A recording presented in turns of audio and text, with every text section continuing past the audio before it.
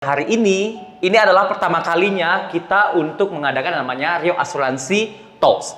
Jadi gini dok, ini sebenarnya program kami. Jadi dia nggak hanya tentang health talk, tapi nanti juga ada business talk dan lain-lain.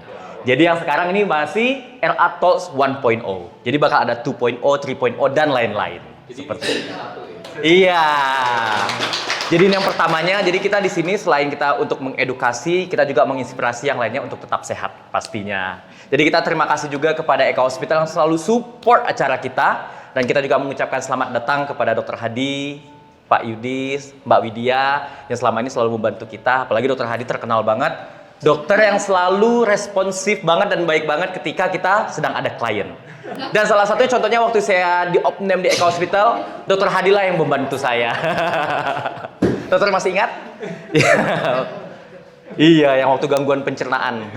Jadi Dr. Hadi dan Mbak Widya lah yang benar-benar. Iya, ini dia langsung pasiennya turun tangan. Nah, jadi di sini kita akan menjambut Cevero untuk mengucapkan sepatah dua patah kata-kata untuk menyambut teman-teman dan juga klien kita ataupun partner kita dari Eka Hospital. Cevero, kita persilahkan. Oke, semangat pagi teman-teman. Semangat pagi.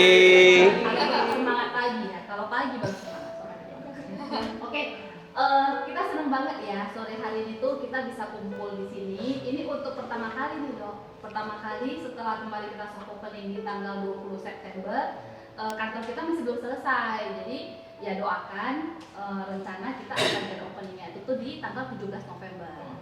Ya, kita pasti akan undang Eka Hospital. Siap. Iya. Oke, hari ini tuh kita seneng banget kedatangan tamu dari Eka Hospital. Udah nggak seperti tamu, sudah seperti keluarga ya. Soalnya kita udah sering kontak-kontak, gitu ngopi-ngopi. Oke. Terima kasih untuk kedatangan Pak Yudi sebagai kadipnya Eka Hospital, Pak Roy, Widya, dan yang paling utama tuh Dr. Hadi ya.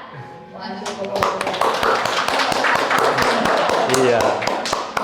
Jadi harapan kita kan kedepannya itu bisa mengundang narasumber yang lain juga gitu, karena sebenarnya itu tuh kita ini kan sebagai konsultan asuransi itu juga sebenarnya sebagai partner dokter juga nih, sebagai partner dokter juga. Kadang-kadang kan klien tuh suka tanya nih sama dokter siapa sih gitu kan, terus kalau saya gejalanya kayak gini bagusnya saya cari spesialis mana ya gitu kan. Biasanya memang kita selalu arahkan ke dokter Hadi dulu, penyakit dalam dulu gitu, nanti baru dirujuklah kemana-mana gitu. Dan yang sebenarnya yang unik ini kan dok, kadang-kadang tuh klien tuh pada saat kita mau tanya, kamu ada riwayat sakit apa ya? Pasti dia bilang, ya saya ada GERD. Kamu tahu kamu GERD itu dari mana? Udah pernah endoskopi? Belum.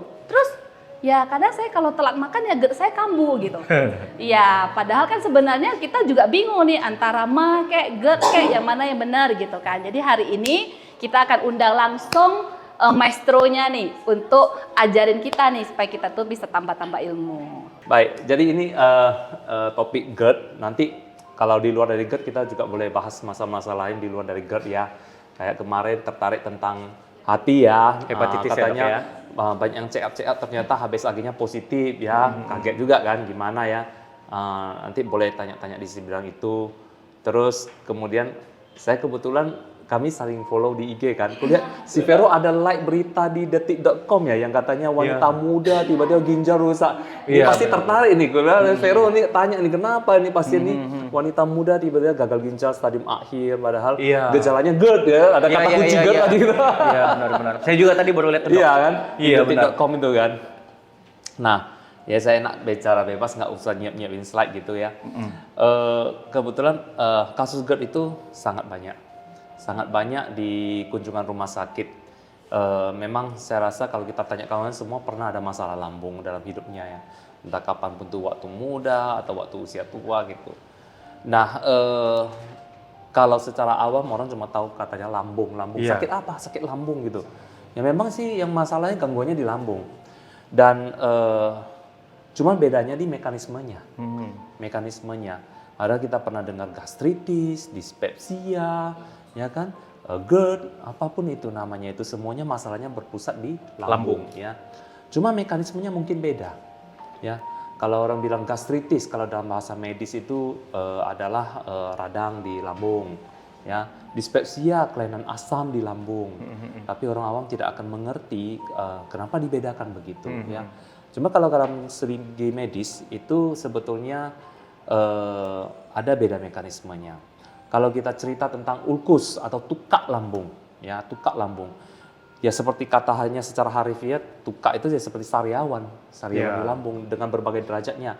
Dari ringan sampai berat sampai lukanya udah dalam kali. Kalau gastritis semua iritasi di lambung, iritasi di lambung, radang di lambung.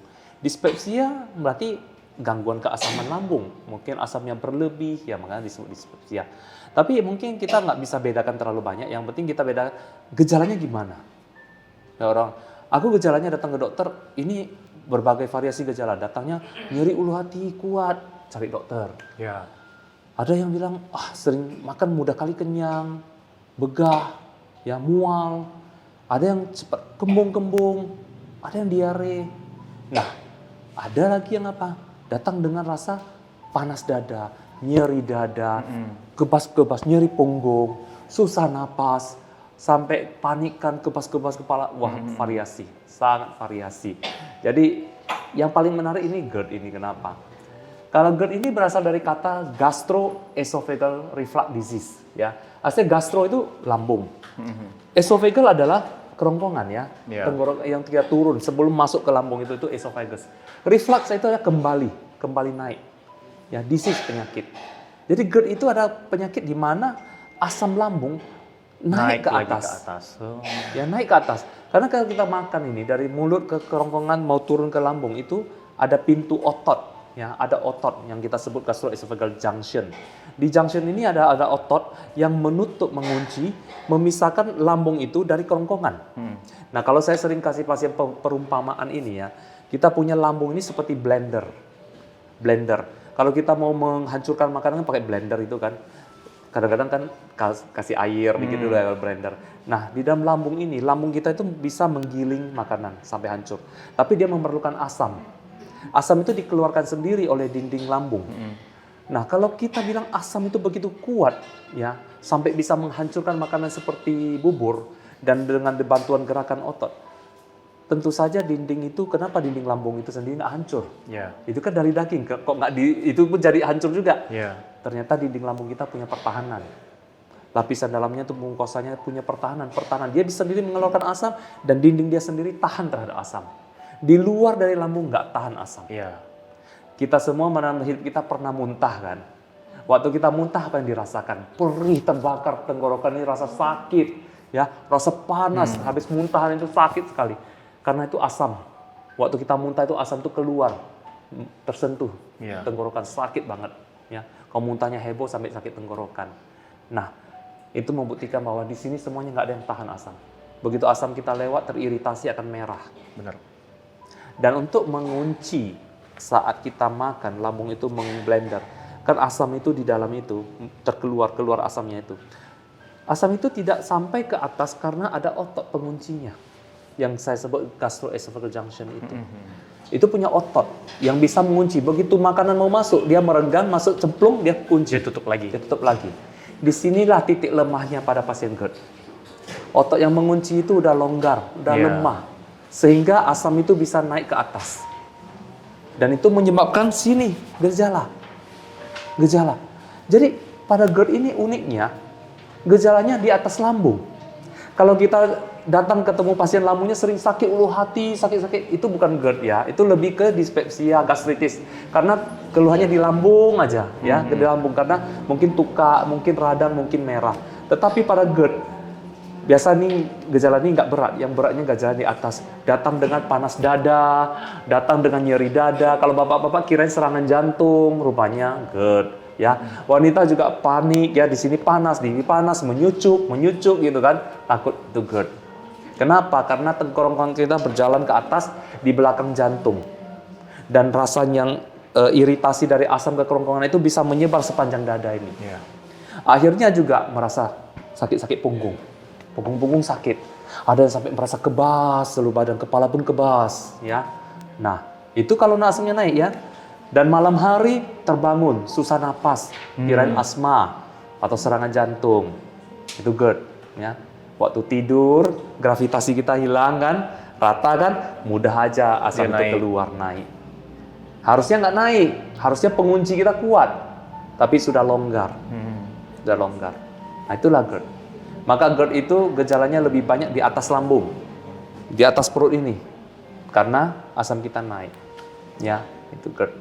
Tapi sebenarnya ngomong-ngomong tentang pengobatannya mirip, sama. Ya, obat-obat yang kita pakai sama, obat yang untuk menekan asam lambung, obat mempercepat pencernaan sama. Mau dia dispepsia, gastritis, GERD, obatnya sama. Tapi yang paling nggak baik untuk GERD adalah apa? Kok kita bisa dapat GERD sih?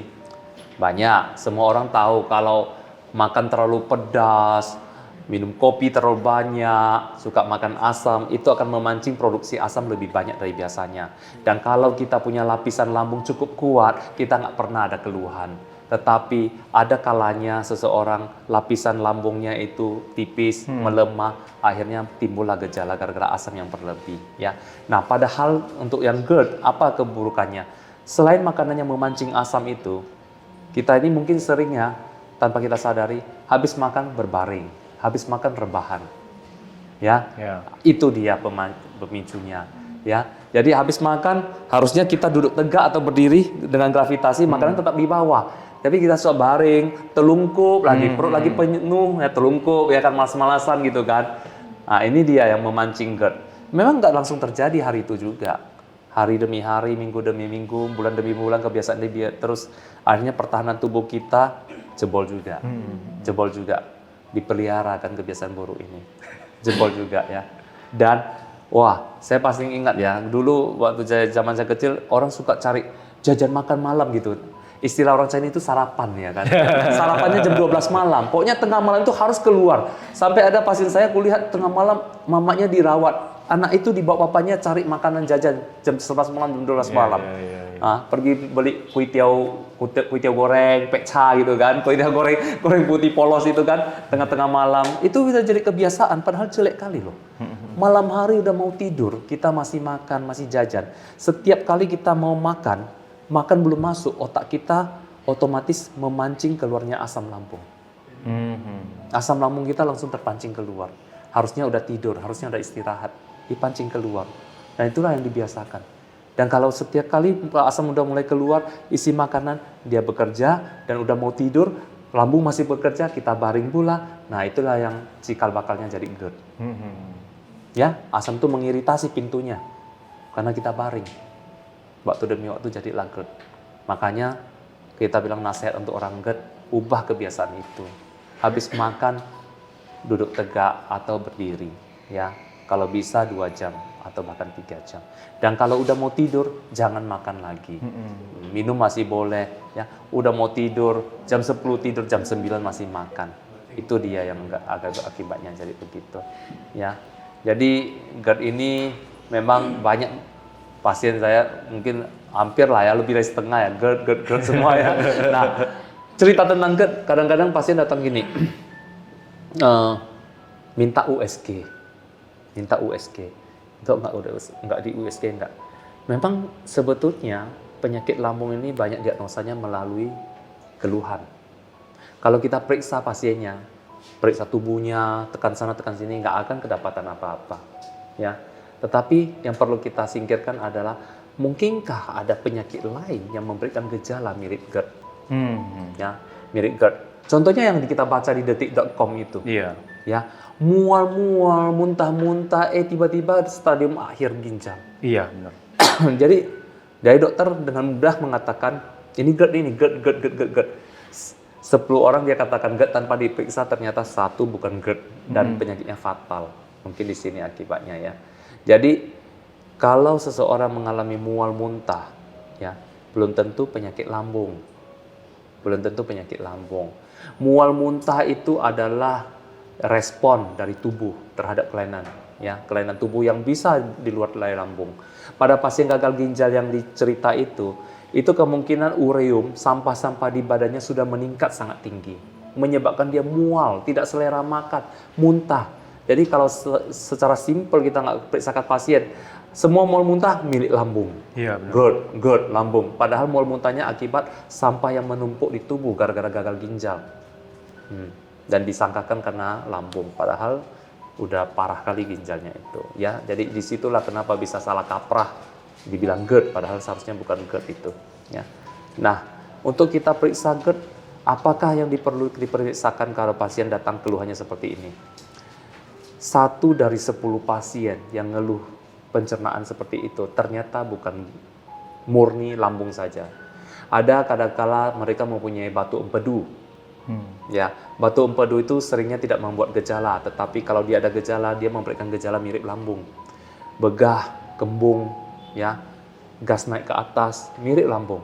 Jadi kadang-kadang kita terapi dengan obat-obatan ternyata gejalanya masih ada, di USG ternyata ada batu empedu. Iya, benar.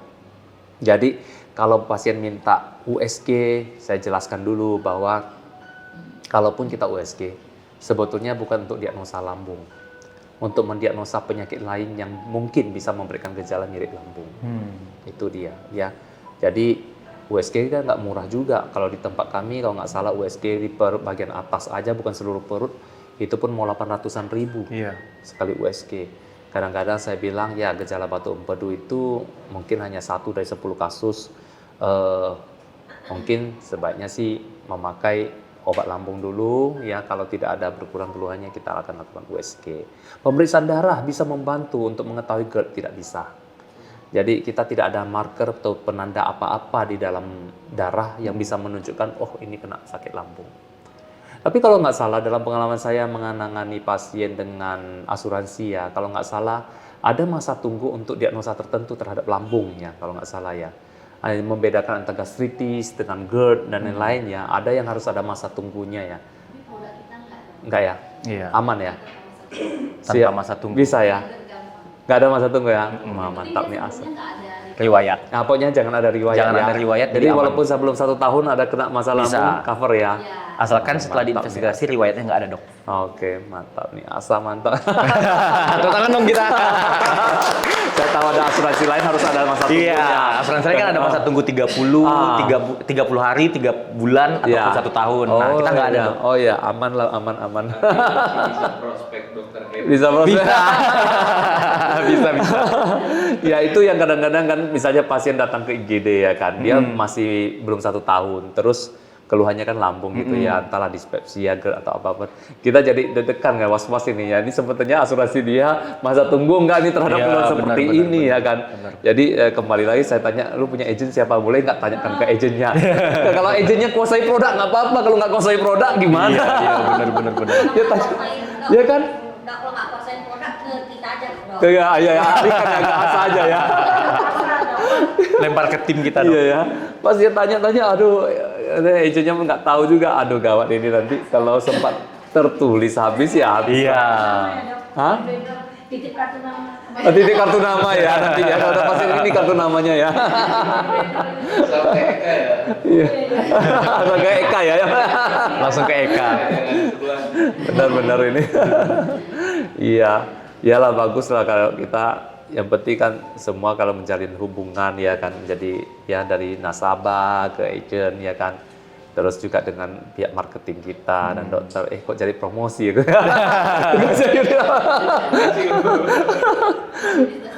Iya.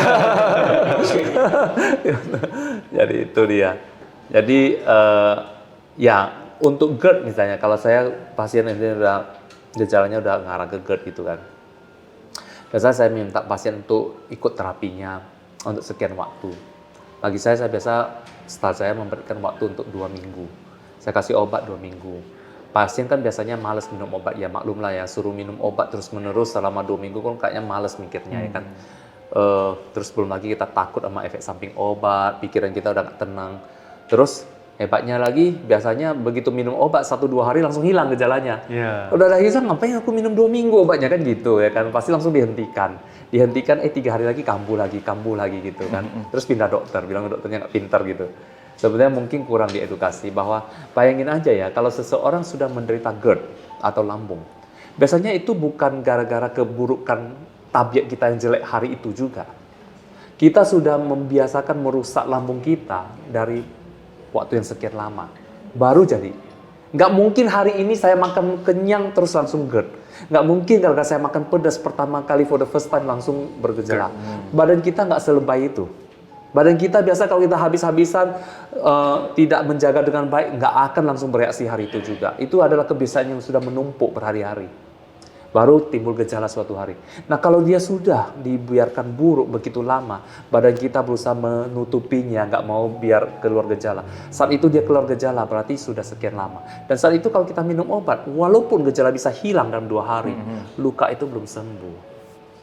Sama seperti kita berantem suami istri kali ini. Pasti udah berantem berhari-hari, bukan pertama kali berantem ini. Ya kan? Jadi kalau kita damai, emangnya langsung damai. Ya kan? Hari ini bicara, aku bilang, bisa ku maafkan, tapi nggak bisa kulupakan. Gitu. Iya enggak? Ya kan? Jadi kalau dia bertengkar hari itu, mungkin udah berhari-hari berantem juga lah. Udah sekian waktu itu ada simpan-simpan dan meledak juga gitu kan. Terus kalaupun mau ngobrol baik dan butuh waktu ya, sampai dapat kepercayaan kembali kan. Ya sama seperti obat lambung itu juga. Lu minum obat lambung 2 hari sembuh, luka itu belum betul-betul sembuh. Bayangkan lambung kita nggak pernah istirahat, sanggup nggak kita nggak makan? Nggak kan? Kita kan tetap makan walaupun sakit lambung kan. Dan ibaratnya semen itu belum kering orang lewatin. Belum kering di orang lewatin, pijak lagi ya. Atau seperti orang yang ngepel di mall ya kan, belum kering orang udah lewat lagi, basah lagi ngering, ngepel terus kan. Nah sama seperti itu, lambung kita ya minum obat 2 hari, nyerinya hilang, tapi gastritis atau luka-luka itu kan belum. Iritasi di atas kerongkongan ini kan belum sembuh. Jadi kita butuh waktu obat itu untuk menekan asam itu terus-menerus akan memberikan kesempatan untuk healing. Nah kebetulan kenapa saya minta 2 minggu minimal. Bahkan ada yang sampai 3 bulan. Ya 2 minggu. Karena semoga mudah 2 minggu dia datang kontrol, evaluasi udah cukup, stop. Kalau belum cukup lanjut 2 minggu bisa sampai 3 bulan. Jadi jangan kita pilih 2 hari udah enak gejalanya stop. Ya iya gejala aja. Ya memaafkan aja, belum kulupakan gitu kan. Itu istilahnya. Kenapa saya minta 2 minggu? Ya. Jadi itu beberapa kisi-kisi di dalam praktek saya yang saya lakukan. Nah, kadang kita nggak edukasi ke pasien kan nggak tahu. Jadi ya dia lakukan hal yang salah, akhirnya bolak-balik kambuh lagi. Jadi dalam hal terapi GERD itu bukan hanya kita tahu apa yang kita harus pantang, kita harus kasih tahu penjelasan tentang terapinya, kenapa saya harus terapi 2 minggu.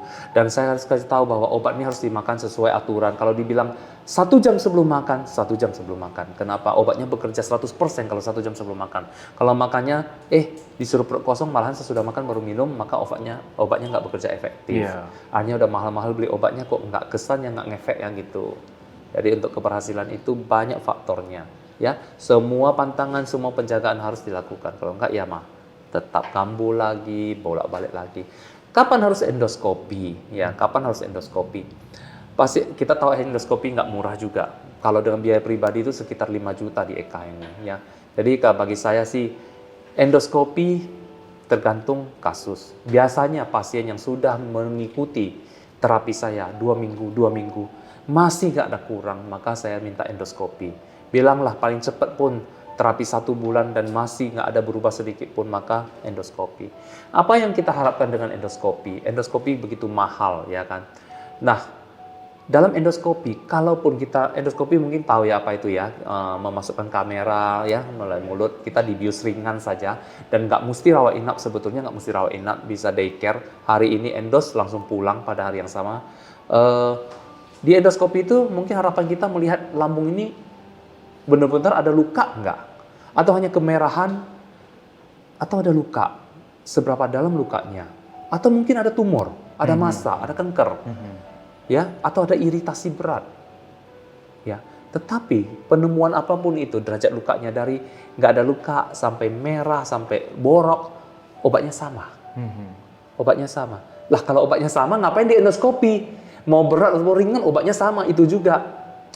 Saat endoskopi, hal yang bisa dilakukan adalah dokter mengambil sampel di situ dan memeriksa adakah bakteri yang disebut Helicobacter pylori. Itu adalah bakteri yang khusus untuk di lambung. Ya, di masyarakat kita berkisar 10 sampai 20% saja. Berarti Paling banyak pun 1-2 orang dari 10 orang yang mempunyai bakteri itu. Bakteri itu membuat penyembuhan dari gangguan pencernaan ini susah, terkendala. Makanya kita kasih obat lambung, kok nggak sembuh, padahal dia udah nurut, udah pantang, udah minum obat, ternyata ada bakteri. Nah, kalau ternyata ada bakteri, maka pasien ini disebut mempunyai infeksi Helicobacter pada lambungnya, harus diberikan antibiotik. Antibiotik itu 2 jenis dan diminum 2 minggu. Repot. Kan antibiotik ada efek juga ya. Ada orang nggak tahan udah minum antibiotik, makin parah lambungnya. Aku lambungnya sedang tidak baik-baik aja, disuruh minum antibiotik 2 jenis 2 minggu lagi. Nggak mudah, banyak yang gagal. Ya, saat dia udah ditemukan ada bakteri, diberikan antibiotik, baru makan 5 hari nyerah, putus. Karena katanya mahnya makin parah gara-gara minum antibiotik tersebut. Ya, nah seperti itu. Kadang-kadang bagi saya sih, saya nggak terburu-buru untuk obatin dengan antibiotik. Saya akan memberikan, kalau dia sedang serangan, saya akan memberikan obat lambung dulu 1 minggu, udah agak tenang lambungnya, baru saya masukkan antibiotiknya. Jangan sedang gejalanya begitu hebat-hebatnya, kita memulai antibiotik. Nggak ada yang terburu-buru, bisa nunda sebentar ya, itu dia. Nah, selain itu, yang hati-hati terhadap GERD, ini kita sudah cerita GERD. Jangan terlalu mudah mendiagnosa GERD pada setiap orang. Kita harus pintar-pintar melihat orang dan situasi. Kalau pasiennya orang tua, 50 tahun ke atas, sumpah-sumpah hidupnya nggak pernah nyeri lambung sekalipun. Suatu hari datang dengan gejala lambung.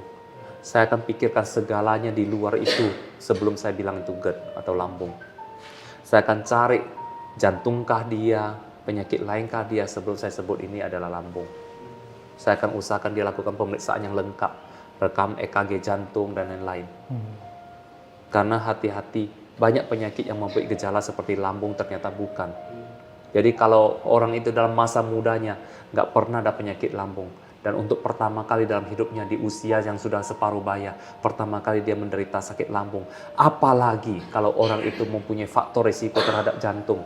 Misalnya dia penderita diabetes, dia penderita darah tinggi, dia perokok aktif, dia punya keturunan orang tua yang meninggal karena serangan jantung, itu jangan main-main. Bukan hanya jantung, stroke. Ada orang tuanya meninggal karena stroke. Dan dia sering mengeluh lambung nggak enak. Di usia dia yang udah 40-50 tahun ke atas. Hati-hati. Jangan simple-simple. Ya, kalau ada anggota keluarga kita, atau ada saudara kita yang seperti yang saya ceritakan, jangan langsung simple berpikir bahwa itu lambung. Keluarkan dana biaya untuk periksa yang lain-lain. Ya, saya pun takut yang seperti itu. Ya, termasuk saya diri sendiri. Saya kalau ada nyeri-nyeri ini, ya, saya udah melakukan CT scan kardiak 3 kali dalam hidup saya. Pastikan itu bukan jantung. Lambung tidak membunuh. Lambung tidak membunuh. Ya, jantung membunuh. Dan gejala mereka bisa sama. Jadi mungkin kita pernah dengar ya, ada orang bilang si Anu itu gowes tiba-tiba mati. Iya, benar. Habis makan durian. Iya. Jadi orang awam buat teori, dia makan durian ada gas, gasnya naik ke atas menekan jantungnya nggak bisa berdetak, terus mati. Yang ada kami ketawa-ketawa aja orang medis. Logika yang dibuat orang awam ini hebat kali nih. Ya kan, katanya nggak mungkin dia jantung. Kalau dia jantung kok bisa dia gowes selama ini? Iya. Ya kan, logikanya gitu. Harusnya kalau dia ada jantung nggak bisa gowes tuh dari dulu. Ya kan. Terus logikanya ini pasti gas durian ini, ya menekan dia nih. Enggak deh, salah. Lambung nggak membunuh. Terus badan kita nggak bekerja seperti kantong kertas boneka kayak gitu ya. Gas itu bisa menekan terus jantung nggak berdetak, enggak deh. Itu enggak, sama sekali nggak masuk logika kedokteran. Ya. Tapi logika yang kita buat, kenapa dia bisa gowes kalau dia ada masalah jantung? Nah, kita orang awam cerita tentang jantung. Sebenarnya namanya penyakit jantung itu banyak jenisnya ya. Kalau jantung itu kan hanya organ, jenis penyakitnya itu bisa ratusan yang di jantung itu. Dari gangguan penyumbatan jantung, pembuluh darah yang menyebabkan kematian tiba-tiba, hingga gangguan irama jantung, gangguan listrik jantung. Itu orang sebut jantung juga, tapi mekanismenya beda kali. Pembuluh darah jantungnya baik, tapi listriknya kacau. Itu penyakit jantung juga. Ya, itu bisa menyebabkan kematian juga. Tapi ada juga yang paling sering itu adalah sumbatan pembuluh darah jantung. Tersumbat. Jadi jantung kita mempunyai pembuluh darah. Pembuluh darah itu, jantung kita memompa darah ke seluruh tubuh. Dia juga memompa darah ke ototnya sendiri. Karena setiap sel dari kita membutuhkan darah. Dia memompakan darah ke pembuluh darah yang memperdarahi otot dia sendiri. Nah, pada orang-orang dengan penyakit sumbatan pembuluh darah, mungkin karena ada diabetes, merokok, darah tinggi, ya dan lain-lain, itu pembuluh darahnya itu menyempit. Tubuh kita, sekali lagi tidak lebay banget dibuat oleh yang kuasa, bahwa tubuh kita tidak ada kerusakan dikit langsung punya gejala. Enggak. Tubuh kita begitu hebat, akan bekerja dengan tenang tanpa terasa perbedaan walaupun sudah rusak 50%. Makanya kenapa medical check up itu perlu. Ya. Karena orang selalu berpikir, kalau saya nggak merasakan apa-apa, berarti saya sehat 100%. Enggak. Salah. Tubuh kita nggak lebay. Udah kerusakan 50% secara struktural di satu tempat dalam tubuh kita, nggak akan ada gejala. Makanya kita perlu check up. Ya, jadi sumbatan pembuluh darah itu yang 50% itu dalam keadaan kita sudah biasa melatih diri kita berolahraga dari sejak dulu, ya kan, itu tidak akan memberikan gejala sampai suatu hari darah beku datang menyumbat, terus saat itulah dia tumbang, darah nggak bisa lewat, otot jantung nggak dapat darah, langsung kacau listriknya, berhenti, dus, mati tiba-tiba. Yang kemarin bisa gowes. Atau kemarin main badminton 5 set, 10 set sama kawan. Hari itu tiba-tiba tumbang. Nggak masuk logika kawan-kawannya. Nggak mungkin nih jantung kemarin bisa main 10 set. Iya, saya bilang ya, jantung itu seperti apa ya. Saya selalu berikan analogi ke pasien. Pembuluh darah kita yang tersumbat ini seperti gini. Kalau di sini ada tali yang menggantung beban. Beban itu yang kita lihat tidak terjatuh, berarti kita anggap itu masih sehat. Tali ini di belakang layar ada lilin membakar tali lasso ini. Yang makin lama makin tipis, tinggal sedikit lagi mau putus. Apa yang nampak di depan kita? Itu beban itu tidak bergeser 1 senti pun. Artinya kita melihat di luar itu masih sehat. Padahal di belakang itu tali lasso itu udah kritis, tinggal sedikit lagi bakarnya, bentar lagi putus. Dan yang kita lihat tiba-tiba putus, tiba-tiba jatuh. Nggak ada tanda-tanda. Padahal lasso itu dibakar itu udah makan sekian waktu. Nah seperti itulah serangan jantung. Gak ada gejala. Sebagian ya, memang sebagian ada gejala. Sebagian gak ada gejala. Tiba-tiba menunggu waktu. Nah makanya kembali lagi kan GERD ini tidak membunuh. Tapi mengganggu hidup kita. Gak nyaman. Gak diobatin. Sering memberikan gejala seperti penyakit jantung, makan gak enak. Wah, macam-macam pasien yang saya jumpain. Yang parah-parah itu sampai seperti kerasukan setan. Ada bapak-bapak 30 tahun, dosen. Dia mengajar di universitas mana, malu 30 tahun, tampan, keren. Datang, mukanya pucat, bicaranya putus-putus satu kata, dia nggak bisa selesaikan satu kalimat. Datang, pucat, berkeringat dingin, datang tuh ngomongnya nggak bisa habis. Terus mau bilang lambung kok heboh banget gejalanya gitu kan. Iya. Periksa ke dokter jantung aman semua. Periksa ke dokter paru aman. Nggak ada asma, nggak ada apa-apa. Memang murni karena GERD. Murni karena GERD. Diobatin. Pakai BPJS. Obat yang sederhana saja. Sangat sederhana. Pilihannya nggak banyak. Sembuh. Waktu dia datang ke saya, dia sudah 1 bulan nggak ngajar gara-gara nggak bisa bicara. Napasnya putus-putus. 1 bulan nggak ngajar, dan dia S2. Ya S2. Setelah dia sembuh, dia kejar S3. Sekarang udah S3 dia. Kembali ngajar, sehat, keren. Luar biasa. Dengan obat sederhana. Obat BPJS ya. Yang simple, yang pilihannya nggak banyak. Tapi itu memang heboh kali tampilannya. Dan ada 2 pasien saya yang seperti itu. Satu lagi ibu-ibu dari kampung juga kayak gitu. Seperti kerasukan, nggak bisa bicara. Mungkin karena asam lambungnya begitu parahnya naik ke atas sehingga napasnya terasa putus, nggak sanggup dia berbicara. Dan memang karena GERD. Dan akhirnya udah bisa bicara juga. Ada juga yang hebohnya sendawa terus-menerus. Bukan cekukan ya, cekukan sih gitu kan. Sendawa gitu kan. Kuat sekali sendawanya. Buat malu, cewek lagi masih muda. Di ruang tunggu terus gitu kan. Jelek kali kedengarannya. Itu parah kali, itu dari endoskopi, ada bakteri juga. Dan diobati juga. Cuma dia ada penyakit lain juga yang membuat dia susah sembuh. Paru-paru dia sering bocor secara spontan. Masih muda, 30 tahun. Paru-parunya sedang dirawat juga untuk bocor ketiga kalinya paru-parunya. Dan setiap kali dia bocor, udahlah. Selain gejala lambung, ini lambungku atau paru-paruku bocor lagi katanya gitu kan. Jadi bisa dibedain ya. Jadi itu ya kasihan juga sih. Jadi prinsipnya, jadi GERD ini kita tidak usah khawatir. GERD ini tidak membunuh, mengganggu hidup kita ya, yang membuat kita menderita ya. Dan bisa diobati, ya bisa disembuhkan, tetapi bukan berarti kita bisa menjamin akan hilang selamanya dari hidup kita. Artinya kita obatin, sembuh, bisa kambuh lagi. Bisa, kalau kita tidak menjaga. Nah, pasti ada pertanyaan sebelum ditanya. Ini pengaruh GERD ini dengan pikiran ada enggak? Wah, langsung mau tanya. Pikirannya ada enggak itu ya? Iya, benar. Ya, saya tahu. Iya, pasien saya kan udah banyak kali ya semua pertanyaan itu kan. Memang ada hubungan banget. Jadi dalam kedokteran itu ada sebut sebagai brain gut axis. Axis itu sumbu.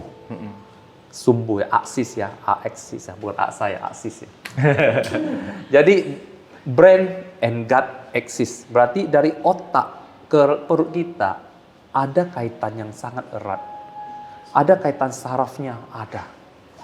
Sederhana aja kita bilang. Kita sebut otak ini ada apa yang kita bisa kontrol dan kita tidak bisa kontrol. Pikiran cemas itu kita bisa kontrol nggak? Susah kali ya. Jangan cemas gitu kan. Overthinking, jangan overthinking. Nggak bisa ya gitu ya. Coba dari kecil, pernah nggak kalian tiba-tiba mau ujian dia sakit perut? Mau berangkat naik mobil tiba-tiba sesak pipis, ya kan? Mau dimarahin tiba-tiba perutnya sakit, gitu. Tadinya nggak sakit, ya kan? Apa yang menyebabkan itu? Tadi baik-baik aja, tiba-tiba panik sakit perut. Memang ada hubungan antara stres otak dengan saraf-saraf di pencernaan kita. Lambung, usus semua bisa. Tiba-tiba termencret-mencret aja. Tadi baik-baik aja, tadi ketakutan jadi mencret gitu kan.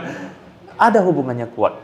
Jadi di pikiran kita ini, bahkan lambung kita ini mengeluarkan asam begitu otak kita berpikir makanan yang enak, langsung keluar liur asam, langsung keluar. Bisa kita kontrol? Nggak bisa. Ya, nggak bisa kita kontrol. Asam itu keluar begitu membayangkan makanan enak gitu. Jadi memang ada hubungannya. Begitu juga kalau kita cemas, stres, ya langsung keluar. Jadi kalau dalam medis ini ada kita bilang functional dan non-functional dyspepsia ya.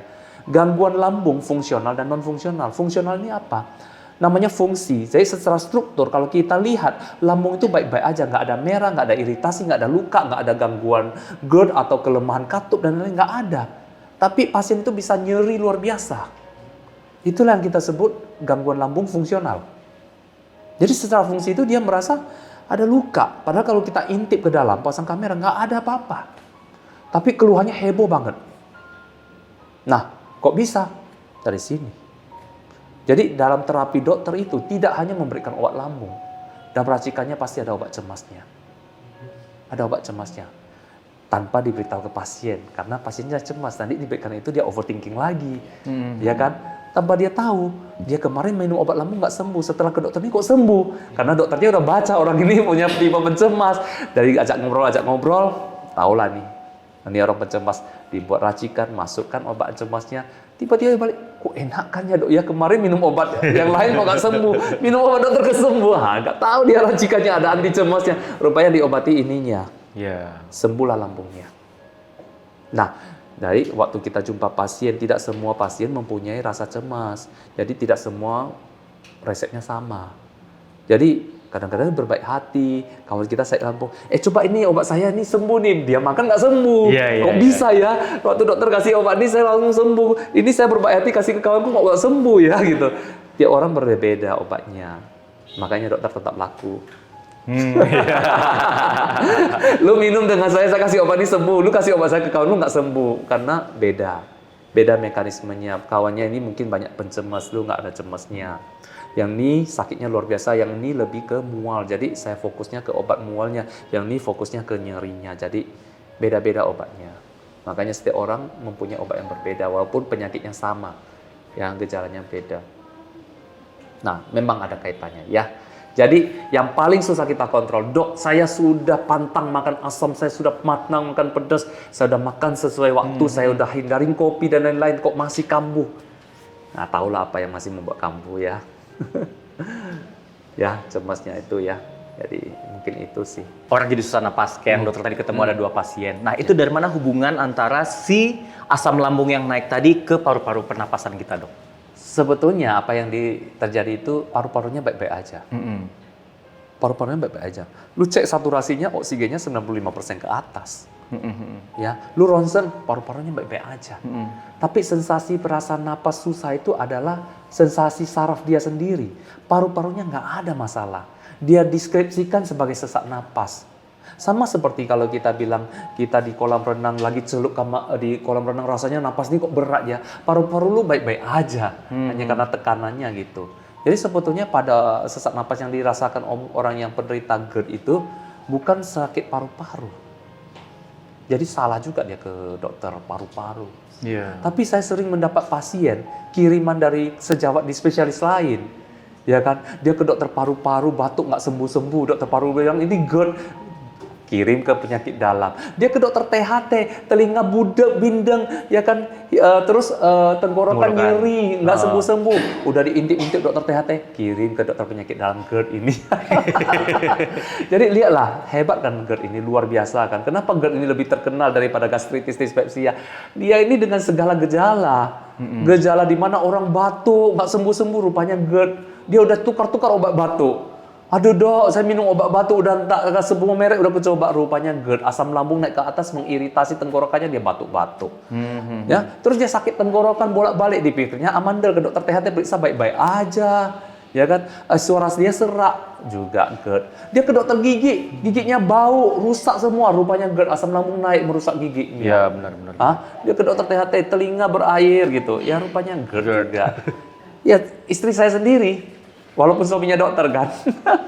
Jadi dia pulang dari luar negeri, Jepang. Jadi telinganya budek, pendengaran kurang. Dia bilang ini gara-gara naik pesawat nih. Dia merasa sendiri. Katanya suaminya. Mungkin suaminya pun sibuk ya, telat pulang gitu.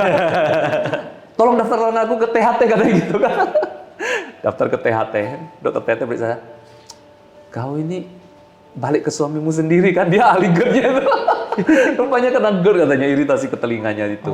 Jadi menyebabkan dia rasa budek, seperti pendengarannya kurang, telinganya penuh, sampai berair telinganya.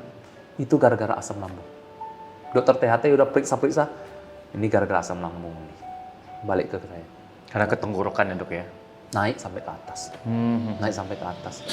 Jadi itulah kenapa GERD populer kali. Karena dia bisa menyebabkan gejala ke sistem lain, sehingga orang sudah kocar-kacir kemana, ke dokter jantung, ke dokter paru, ke dokter THT, ke dokter gigi, ke dokter psikiater, semua. Rupanya hanya satu GERD aja. Berarti sebenarnya nih dok, dia ini membunuh atau enggak? Enggak membunuh. Tapi dia akan Menyiksa. menimbulkan gejala-gejala Yang lainnya. berbeda. Dan orang sampai serangan panik, serangan cemas. Kebas-kebas gitu, tebal-tebal. Itu semua. Jadi sangat mengganggu, tidak membunuh. Jadi gimana nih dok, misalnya kita ingin memberi edukasi nih ke orang awam, yang maksudnya mereka kan setiap bermasalah dengan lambung, ya udah pasti MAH atau GERD. Kalau dulu kan orang taunya cuman semua MAH, telat makan MAH. Kalau sekarang kan udah ada GERD nih dok. Nih apa nih ciri-ciri yang benar-benar umum banget yang membedakan antara MAH dengan GERD dok? Ya, kalau GERD ini ya klasiknya sih seperti gini. Kalau dia GERD ini kan asam lambung naik ke atas. Awal-awalnya paling sering orang mengeluhkan malam itu nggak enak ya gitu ya. Malam tidur tuh terbangun, tenggorokan seperti terbakar. Kadang-kadang dia bisa merasakan sendiri makanannya sampai ke hidung tengah malam. Ya itu sering dirasakan. Ya itu paling klasik. Rasa panas Di burning, dada, dada seperti terbakar. Ya itu seperti kita ketahui asamnya naik ke kerongkongan. Kerongkongan itu di belakang jantung. Ya. Jadi iritasi gara-gara lemah katupnya kan, asam itu mengiritasi, terasalah panas semua dadanya ini semua. Itu yang cirinya khas dia di situ. Dan GERD itu selalulah gejalanya paling banyak di atas lambung. Ya, gejala di atas lambung. Panas dada, tenggorokan semua, sakit kepala, oyong, pusing, semua itu gara-gara GERD. Nah, sedangkan kalau lambung biasanya nggak ada gejala di atas lambung. Di sini aja murni. Perih, itu baru MAH ya, dok ya? atau mual muntah, atau kembung, ya dari perut ke bawah khusus. Oke. Ya. Itu baru mah. Nah, itu mah ya. Kalau GERD selalu di atas dari lambung, gejala di paru, nyesak napas, gejala seperti jantung, gejala di THT, gejala di gigi. Mulut saya kok sering asam, mulut saya kok sering pahit, ya kan? Lidah saya kok beda, kok putih-putih, ya. Kok kenapa saya habis makan ada lendir terus, kirain terlalu banyak lada merica. Makannya terlalu banyak lada merica, padahal GERD itu habis makan kekenyangan asam itu terbuka pintunya lambung, asam lambung naik. Ya. Tapi GERD itu bukan hanya gara-gara kebiasaan buruk. Saya bilang paling kasihan wanita. Ya, makanya harus dispesialkan wanita. Gara-gara hamil dapat GERD. Hamil membuat wanita berisiko banyak sekali penyakit. Mau disebutkan banyak berpuluh-puluh penyakit yang bisa diderita wanita gara-gara hamil. Jangan itu gara-gara itu kalian takut hamil ya.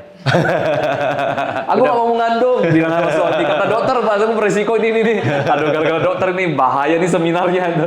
Ya, itu kenapa wanita harus dispesialkan. Gara-gara lambung, ya, gara-gara hamil ya. Dulu nggak ada GERD, kehamilannya menekan lambungnya, desakan di dalam. Jadi otomatis lambungnya ya, tergencet. Ya, akhirnya yang dulu nggak ada GERD jadi GERD. Dulu dia nggak ada ambeien. Gara-gara hamil, tekanan di bawah, juga. ya kegencet juga, jadi ambeien. Jadi atas kegencet, bawah tergencet, atas jadi GERD, bawah ambeien. Belum lagi penyakit lain. Dulu nggak ada darah tinggi, jadi darah tinggi. Dulu nggak ada diabetes, jadi diabetes. Ya, banyak. Dulu nggak ada jantung lemah, jadi bengkak jantung gara-gara hamil. Itu banyak loh penyakit yang bisa diderita wanita gara-gara Pasca hamil. Jadi ya memang penderitaannya risiko, belum lagi risiko melahirkan itu ya kematian. Iya, Itu sih banyak sih. Ya. Nah, Ada penyakit. iya. Pertanyaan lain? Atau langsung ada pertanyaan dari Koko, Cici. Boleh, silakan Ci. Selamat siang dok, nama saya Sandra. Saya mau tanya nih dok, tadi kan dokter ada jelasin kalau GERD itu kadang-kadang malam hari gitu, susah tidur gitu, terus kena asam lambungnya naik. Nah itu dok, kalau udah malam hari gitu, tengah malam kan kadang-kadang nggak langsung ke rumah sakit. Nah itu saya mau tanya, itu pertolongan pertamanya apa sih dok? Ya, kalau seperti itu kita ke rumah sakit, kita boleh duduk, minum air hangat, ya. Mau balik tidur kan susah karena kita bilang nih gara-garanya nih asam lambung naik ke atas. Biasanya mereka tidur dengan 2 bantal atau setengah duduk, ya, setengah duduk. Jadi dengan harapan asam nggak ngalir lagi ke atas ya. Jadi setengah duduk posisi agak tinggi. Berarti lambung selalu di bawah ya dok? Iya, lambung di bawah. Jadi orang yang GERD biasanya tidurnya bantalnya ditinggikan biar asamnya nggak mudah naik ke atas. Kalau bisa berbaring ke arah kiri, ya, ke arah kiri. Jadi lambungnya makin rendah di bawah, kepala kita makin tinggi, ya. Jadi berikutnya besok-besoknya usahakan 3 jam sebelum tidur sudah tidak boleh makan apa-apa, cuma boleh minum. Tapi timbul lagi pertanyaan, orang penyakit lambung bentar-bentar lapar dok, ya kan? Ya pertanyaan klasik kalian. Jadi saya memang usahakan 3 jam sebelum tidur nggak makan, tapi baru 1 jam habis makan perut udah nggak enak lagi, minta diisi gitu kan? Gimana dong gitu kan? Jadi sebetulnya asam lambung kita dan pencernaan kita makin lambat kalau tergantung apa yang kita makan. Daging kan pencernaannya lambat, butuh waktu ya, dan perlu kerja lebih keras. Makanan padat tentu saja lebih berat ya. Jadi carilah makanan yang lebih strukturnya lebih mudah dicerna ya, mungkin sereal ya, atau apalah yang mudah ya. Jadi makin cair makanan itu kan lebih mudah dicerna. Sehingga kalau kita, dan porsinya kecil, jangan porsi besar ya kan. Hanya untuk mengganjal sedikit aja biar hilang sensasi nggak nyaman itu. Tapi itu nggak akan menjadi kebiasaan kita. Kalau kita obati lambung itu lama-lama kan nggak ada minta makan lagi lambung ini kan. Logikanya nggak mungkin kita lapar kan. Baru habis makan kok lapar kan. Logikanya di mana? Itu sebenarnya hanya sensasi yang dirasakan kita. Bukan sebetulnya badan kita butuh makanan, ya kan. Lambung itu memberikan kesan seperti lapar. Jadi kita cari makanan. Padahal baru makan sejam yang lalu. Mana mungkin kita butuh makan kan? Masih lapar. Iya, masih lapar ini, masih lapar nih. Ya, jadi hanya isi sesuatu saja yang mudah dicerna, ya biar nggak ada sensasi itu. Satu lagi boleh dok? Ya, boleh. 2 lagi aja boleh. Ini nih GERD ini sebenarnya bisa komplikasi nggak sih dok? Tadi kita ada sharing-sharing juga kan.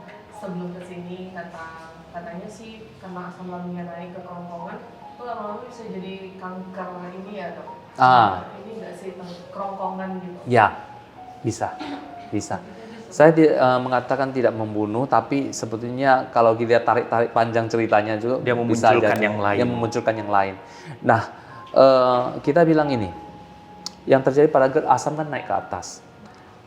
Hanya lambung yang bisa tahan asam tersebut, dan itu dicegah oleh Katup. junction itu, katup itu ya. Tetapi karena katupnya lemah, asamnya itu sering naik dan sering mengikis di simpang yang sebelum turun itu.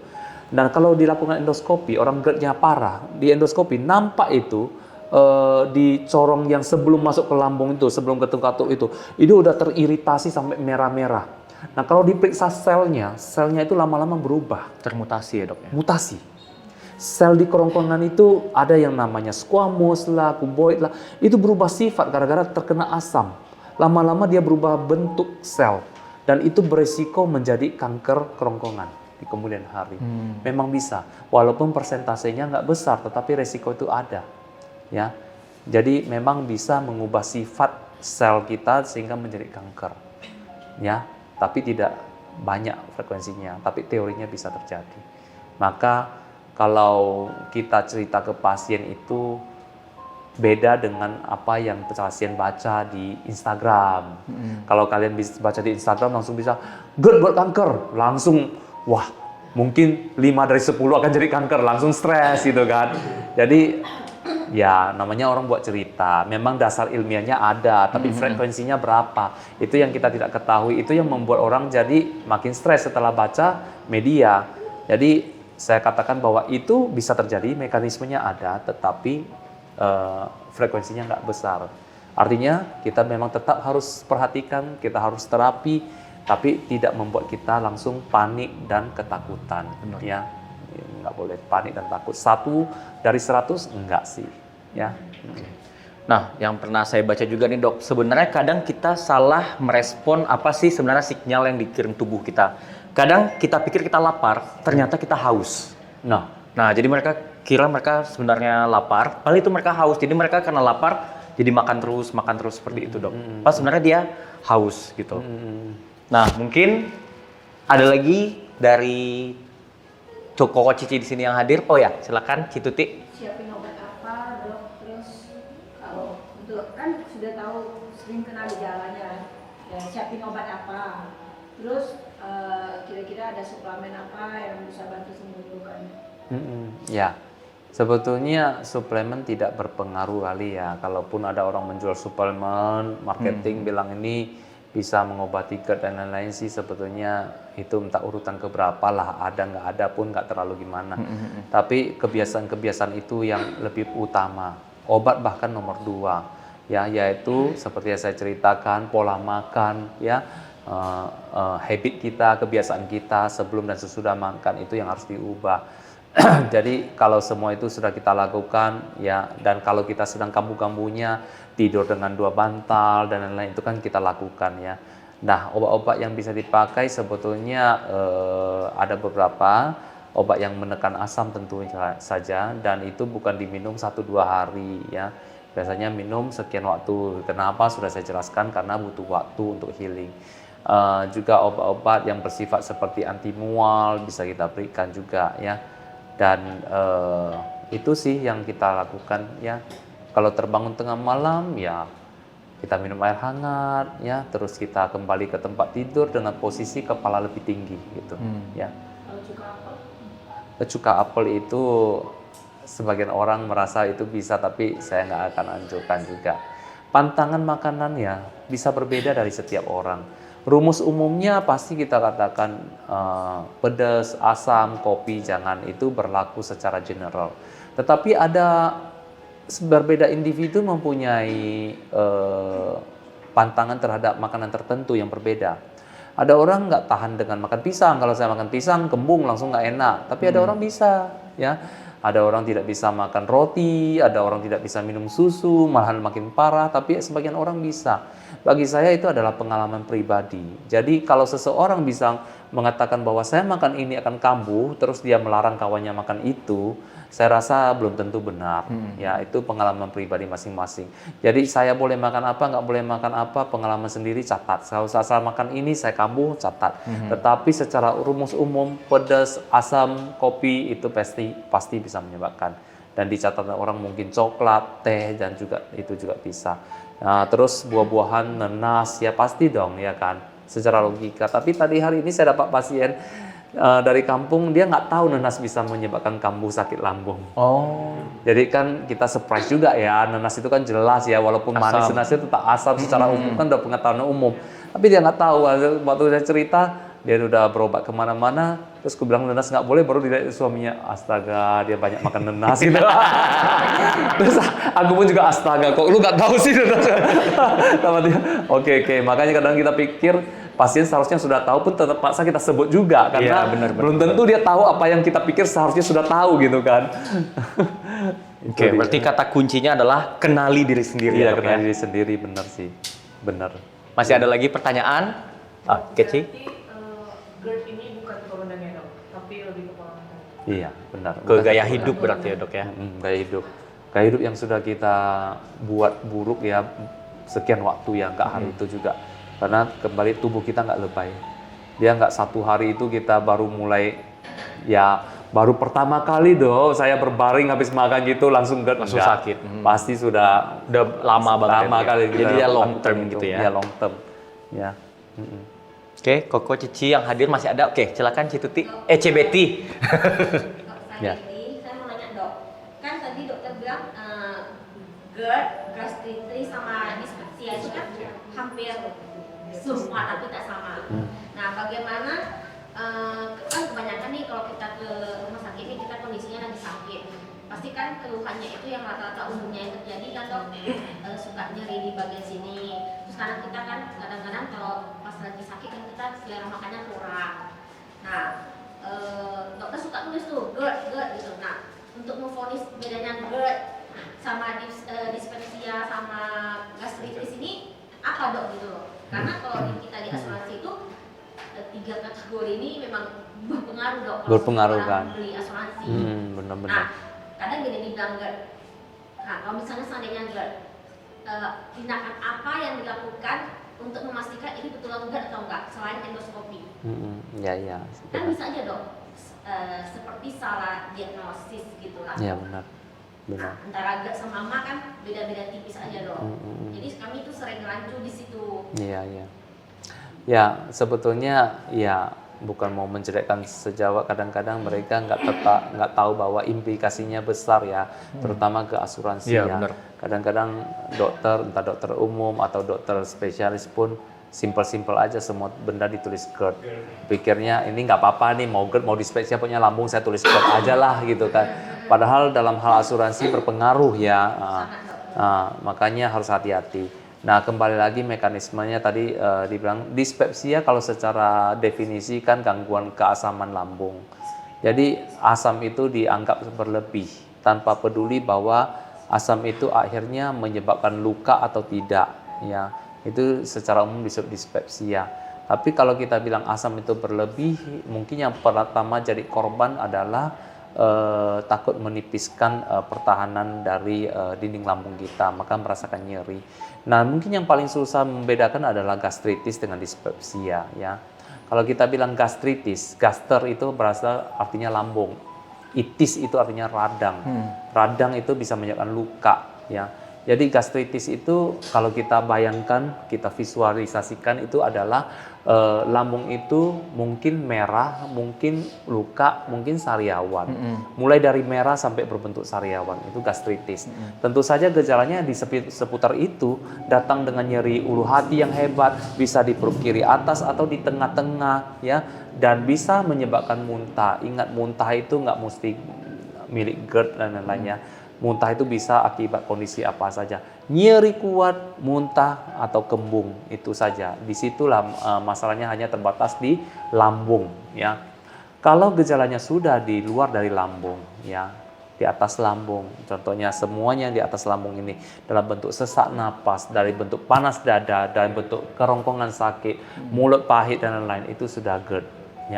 ya terbangun tengah malam dan lain-lain. Jadi gejala dari perut ke atas ini, baik gejala paru, gejala jantung, gejala tenggorokan, THT, gejala gigi, itu boleh kita label sebagai GERD ya. Jadi itu secara pelabelan. Nah, memang susahnya, trikinya adalah bahwa kita tidak ada pemeriksaan darah terhadap mayoritas penyakit lambung, tidak ada ya. Apalagi membedakan antara jenis yang satu dengan lainnya. Sedangkan untuk mendiagnosa dia sendiri aja tidak ada pemeriksaan darah khusus ya. Kita nggak bisa diagnosa secara laboratorium. Tetapi mendiagnosa secara prosedur endoskopi itu bisa aja. Ya, itu bisa aja. Tetapi tidak harus dilakukan untuk menjadi diagnosa pasti. Jadi endoskopi itu lebih banyak dilakukan karena kita ingin mengetahui kemungkinan yang lain atau seberapa buruk ya, itu baru dilakukan. Tidak semua orang sakit lambung langsung harus diendoskopi.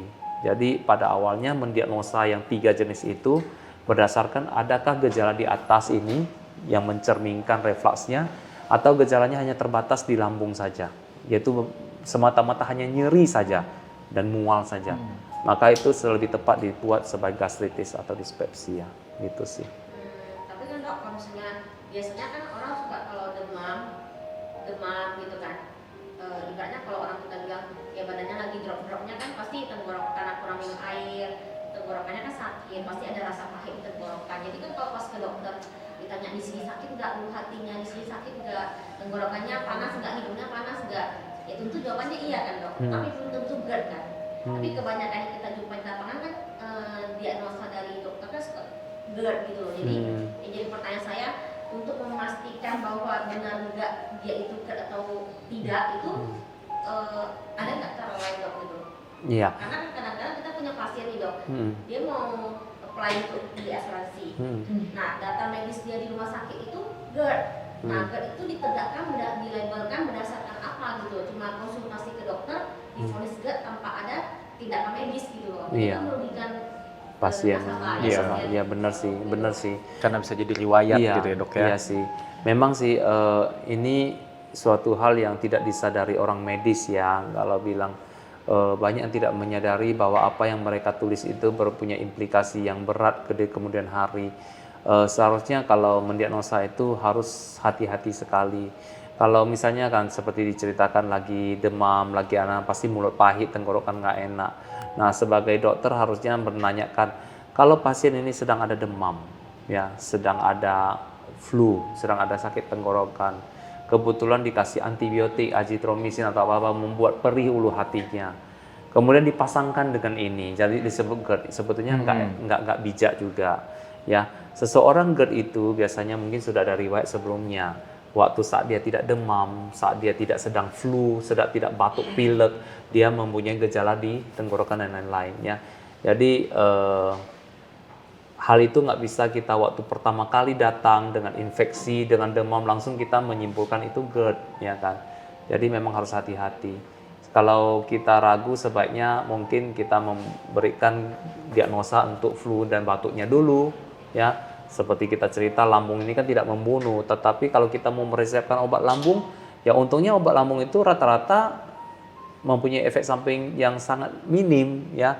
Jadi kalau pasiennya flu dan juga mempunyai sakit nggak enak dan perutnya nggak enak, bisa aja kita meresepkan obat lambung, tetapi fokusnya tetap ke demamnya dan flu-nya tanpa harus langsung melabelkan ini GERD atau bukan, yang akhirnya mempunyai implikasi yang jelek di kemudian hari dalam hal asuransi sih ya. Iya. Tetapi kalau pasien ini datang bukan dalam keadaan demam, bukan dalam keadaan batuk pilek ya kan, memang datangnya itu keluhannya ya ada masalah di perut, terus ada masalah di kerongkongan aja.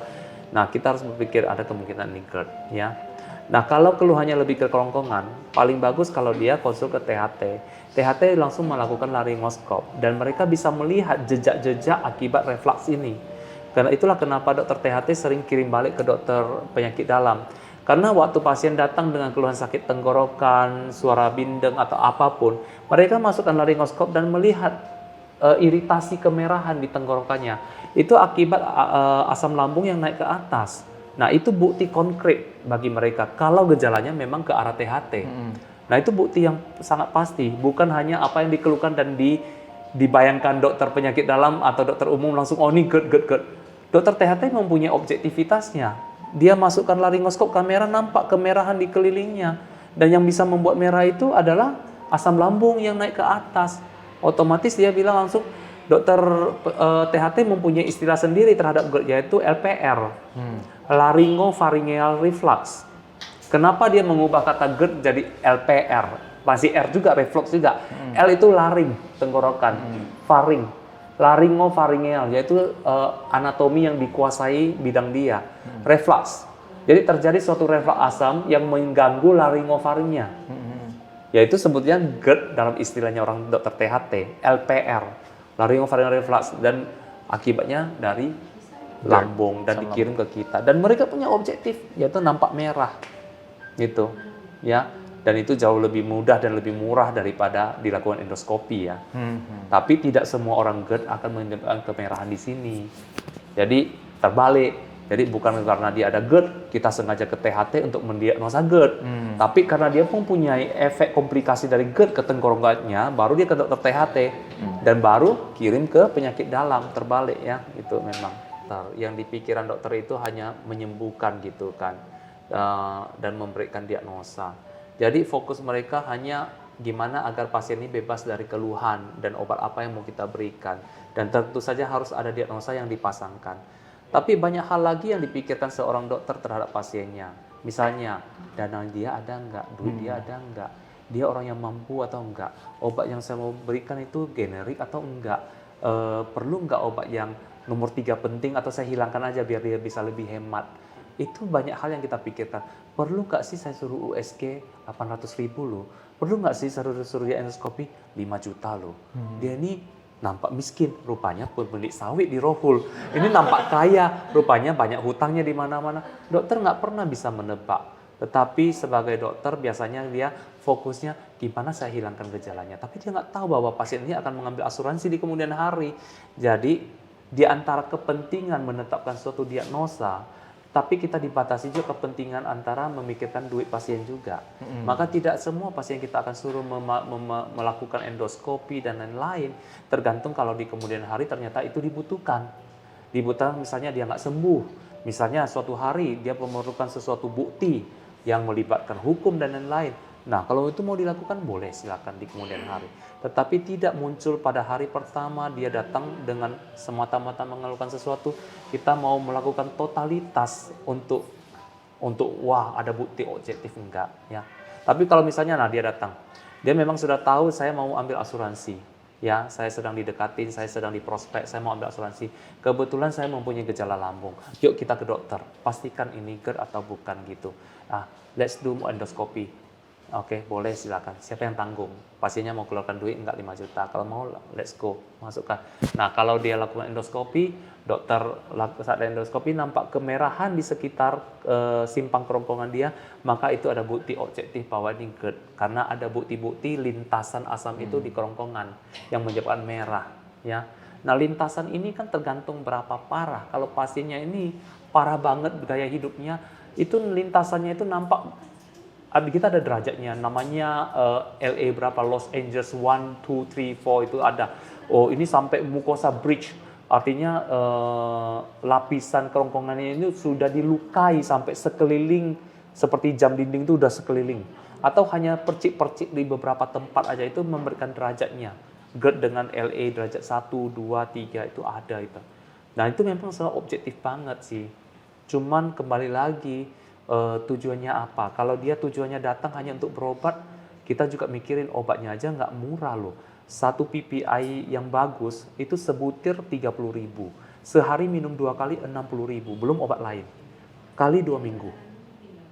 60.000 kali 14 hari. Hanya penekan asam lambung, belum lagi yang lain. Minimal dia keluarkan 1,5 juta untuk obat 2 minggu. Itu hanya untuk obat saja 2 minggu. Belum tentu 2 minggu cukup loh.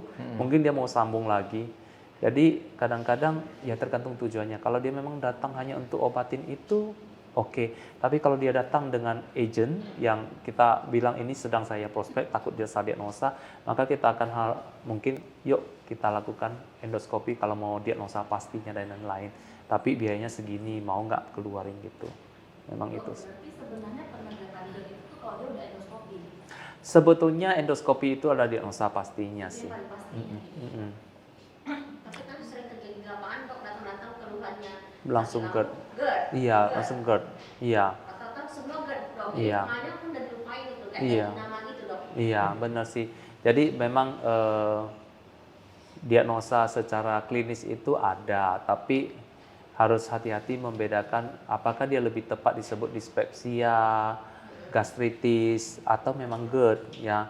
Jadi wawancara dan waktu dengan pasien itu harus disediakan agar jangan salah diagnosa ya. Jadi ada wawancara dua arah. Dengan begitu kita tahu ini harusnya ini ke arah itu. Sebenarnya dok, GERD itu tuh kronisnya tuh seberapa gimana dok itu dibanding dispepsia itu berarti GERD itu udah level paling tinggi. Penyakit lambung. Sebetulnya tipe lain, maksudnya tipe-tipe dari masalah penyakit di lambung ya. Karena GERD itu kan mekanismenya kelemahan di katupnya sehingga asam naik. Itu yang GERD. Sedangkan mekanisme di kita bilang gastritis nggak ada urusan dengan katup, nggak ada urusan dengan reflux, semata-mata luka atau iritasi di dindingnya menyebabkan nyeri. Itu. Bahkan ada lagi variasi lain yang saya sebut sebagai fungsional dispepsia. Fungsional dispepsia orang itu bisa nyeri ulu hati hebat, dilakukan endoskopi fine-fine aja, perutnya nggak ada apa-apa sama sekali. Sama sekali nggak ada apa-apa. Saat itu objektif apa yang kita pilih? Endoskopi normal, tapi dia nyeri ulu hati, didiagnosa fungsional dispepsia. Jadi nggak ada bukti apapun, hanya semata-mata gara-gara ada keluhan di lambung, tetapi keluarkan duit 5 juta tidak nampak apa-apa. Maka disebut fungsional dispepsia. Dulu saya waktu di Malaysia ya, saya melakukan penelitian pasien-pasien dengan gangguan lambung. Waktu itu saya di bidang jantung juga. Jadi kawan saya di bidang lambung. Jadi dilakukan kerjasama penelitian. Kami merekrut pasien-pasien jantung yang disangkakan penyakit jantung. Sudah dicek ternyata jantungnya normal karena nyeri dada. Maka diserahkan ke bagian lambung, spesialis lambung yang gastroenterologis. Kemudian kita lakukan pemeriksaan. Pemeriksaannya lumayan lengkap nih. Bukan hanya endoskopi. Kita melakukan pemeriksaan yang namanya pH-metri dan manometri. Nah, mungkin belum pernah dengar. pH-metri dan manometri apa? Namanya pH, mengecek keasaman. Itu pasien itu kita punya alat elektroda yang halus dimasukkan melalui hidung dan elektrodanya itu berujung di dalam lambung. Di sepanjang kabel elektroda itu mempunyai kemampuan mengukur keasaman pencernaan kita. Dari ujung sampai ke atas. Jadi dia ujungnya berparkir di lambung, dia kan nempel ke hidung ya, plester. Dan dia mengirimkan data ke kita selama 24 jam dari malam tidur sampai bangun pagi sampai kegiatan.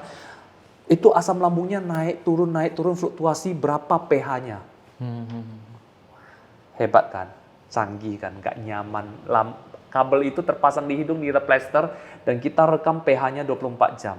Dan masuk dalam data komputer, kita lihat jam 7 pagi, asam lambungnya pH-nya sampai 5, terus 7, terus naiknya ketinggian sampai berapa. Kita tahu ngukur ketinggiannya, ini udah melewati simpangnya atau dari sampai mana. Itu hanya kita lakukan di pusat penelitian seperti pusat pendidikan yang saya dulu dari mana saya pendidikan. Manometri, pH-metri itu nggak dilakukan di klinik swasta manapun untuk pasien yang datang dengan keluhan lambung. Tetapi di tempat pendidikan itu benda seperti itu ada. Dan itu sangat objektif kan. Betul-betul kita mengukur keasamannya itu. Dan sudah setinggi mana itu. Pasien pulang dengan kabel terpasang di hidung, di plester. Balik 24 jam kemudian kita masukkan ke data komputer, keluar grafik. Bukan hanya asamnya, manometri, tekanan dalam lambungnya. Kita bisa mengukur tekanan di dalam perut lambung, keluar dari klepnya, berapa pressure-nya, sampai ke atas pressure-nya. Mengukur pressure, mengukur pH. Nah, kalau kita cerita tentang objektivitas dari GERD, itulah yang paling gold standard. Inilah bukti kalau memang dokter pakarnya. Kita boleh tepuk tangan dong buat dokter kita. Iya. Ada pertanyaan? Ada pertanyaan lagi? Sudah jam 6 juga. Satu lagi. Kadang-kadang kan dok, lambung itu kan pedih, kayak abis makan semangka lah ya. Dia bukannya naik ke atas, tapi malah perut bawah ini kembung kali. Iya. Itu beda lagi dengan GERD ya. Iya. Itu lambungnya. Ya, sebetulnya inilah yang kita bisa sebut kalau misalnya dispepsia ya, keasaman. Iya. Jadi kita punya, ini kan semua satu corong ya, dari mulut sampai anus itu kan masih sambung ya. Jadi kalau seseorang mempunyai produksi asam berlebih, gangguan pencernaan berlebih, pasti bisa merasakan seperti kembung itu. Kita bilang corong yang ini ada mempunyai minimal ada 2 katup, satu sebelum lambung, satu sesudah lambung. Ya, sesudah lambung. Jadi apapun pencernaan kita, saat kita berbicara, kita buka mulut, ada gas masuk ke dalam perut kita dan bisa keluarkan lewat buang angin. Ya, gerakan usus kita ini kadang aktif, kadang lambat. Ya, tergantung fase-fasenya, juga tergantung penyakit yang sedang kita derita. Ya, jadi kalau misalnya seseorang menderita asam lambung, ya, ada kalanya di fase di mana angin produksi terlalu banyak dan nggak bisa dikeluarkan, kembung. Naik ke punggung gitu ya. Iya. Ya, itu memang bagian dari masalah lambung sehingga terjadi kembung ya. Itu bukan GERD. Enggak. Kalau kembung enggak mesti harus GERD. Oh, dia nyeri ulu hati terus kembung terus itu diagnosanya GERD, enggak sih. Yang memang GERD itu diagnosa dan lambung itu banyaknya diagnosa secara klinis. Tapi ya itulah memang harus betul-betul lebih jeli, lebih teliti dari keluhannya agar bisa menetapkan diagnosa yang lebih dekat gitu ya. Oke. Berarti kembung itu lebih ke dispepsia ya dok Ya, ya? Berarti kembung begah gitu ya? Kembung begah gitu. Ya, betul sih. Ya. Oke, pertanyaan terakhir C. Apakah anak-anak bisa didiagnosa GERD? Anak-anak bisa. Anak-anak bisa menderita penyakit lambung. Ya, faktor-faktor resiko misalnya makan kekenyangan, obesitas. Ya, obesitas itu sangat menyebabkan seseorang bisa terpengaruh jadi penyakit GERD ya. Itu bisa, sangat bisa. Jadi anak-anak dengan pola makan yang salah, ya, tidak makan yang benar, jajan aja ya. Walaupun anak-anak kita tahu dia nggak minum kopi lah ya, nggak makan pedas gitu ya. Tapi pola makan yang salah, ya, suka makan kekenyangan, ya. Terus habis makan lari-lari lah, berbaring, itu dari waktu ke waktu bisa jadi GERD, bisa kok. Dari pengalaman dokter, usia paling kecil itu berapa? Saya harus tanya dokter anak deh. Oh, berarti dia ke dokter anak dulu ya dok Iya, ya? maksudnya dioper. pengalaman saya ke anak-anak nggak ada. Saya kan orang dewasa, penyakit dalam. Tapi ada penyakit GERD itu ada pada anak-anak. Iya, saya nggak tahu sejak saya spesialis anak sering bertemu kasusnya atau enggak. Tapi tentu saja nggak sebanyak orang dewasa. Karena anak-anak punya organ pasti lebih bandel daripada orang dewasa ya. Iya. Mereka masih lentur kali Iya. ya kan. Nggak kita orang dewasa yang itu. Ya. Yuk, mari. Oke, berarti begitulah kesimpulan dok, ternyata dispepsia, gastritis, GERD itu ternyata berbeda-beda. Berbeda. Jadi GERD itu dia lebih ke lambung ke atas yang Ya. dia serang. Dispepsia dan MAH dan si gastritis tadi dia fokus di lambung dan pencernaan bagian bawah. Iya, benar. Oke, kalau begitu boleh dong kita tepuk tangan buat dokter kita. Oke, kami ucapkan terima kasih banyak dok. Kita undang Cevero, boleh? Banyak untuk kita. Iya, terima kasih. ya, Dok. Yo, terima kasih. Na